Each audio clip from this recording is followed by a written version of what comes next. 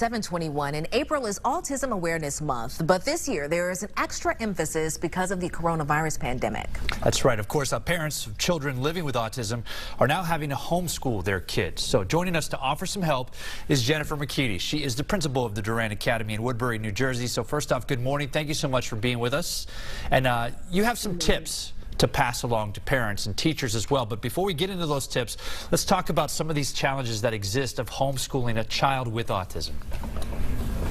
Well, one of the first challenges that we had to face was really just getting access to technology for our parents. This included sending out iPads for them as well as free internet services, and then getting the materials for them to actually learn. A lot of my students don't learn just from the technology piece of it. They need that truly multi-sensory approach to be able to learn and access all education. And we mentioned that you do have 5 tips for us. Let's go ahead and get to the first one. And tip number 1 is create a schedule. Correct.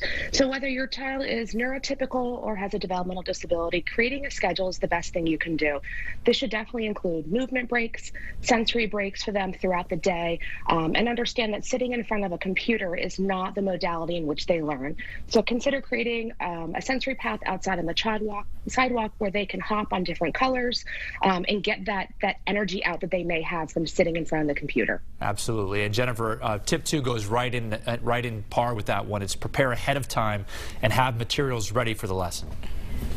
Correct. A lot of times our students need a little bit of a different instructional modality. So having those materials ready ahead of time and being able to change very quickly is essential for our teachers. So preparation definitely for parents as well as the teacher is key. And tip number 3, communicate regularly. So typically during the school day, we are communicating with our parents via our communication logs, phone calls, text messages, and emails. This has changed because we are no longer having that face-to-face communication. So ensuring that we're communicating more frequently has definitely been key so parents know what the expectation is as well as our students. And you mentioned what your academy does with some of the students is kind of with regards to those iPads. And this is tip 4, ensure that everyone has access to technology during these lessons.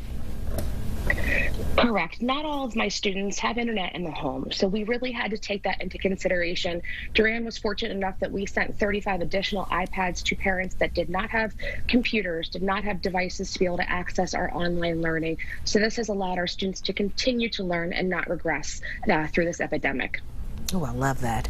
And tip number 5, documentation is critical. So part of our program, we run an ABA or an applied behavior analysis program, and we take data on anywhere from 30 to 50 goals per student per day. This is done with the teacher as well as the one-to-one aide. So doing this in the home setting is not really practical for all of our parents, and we understand that. So finding different ways to document that our students are learning has definitely been a challenge for us. We have created online portfolios for our students, as well as created a virtual website where our students and parents can access a lot of our materials to allow for that documentation to really continue to ensure our students are learning. And Jennifer, we know that, of course, the homeschooling can be a challenge for these parents or caregivers. So where can people go for more information to maybe ask you some questions that we didn't just cover there? Sure. Our website is www.durandinc.org.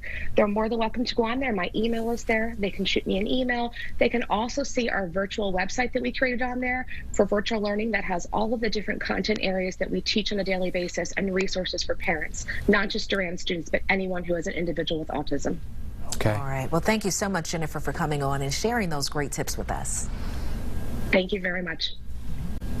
Well, coming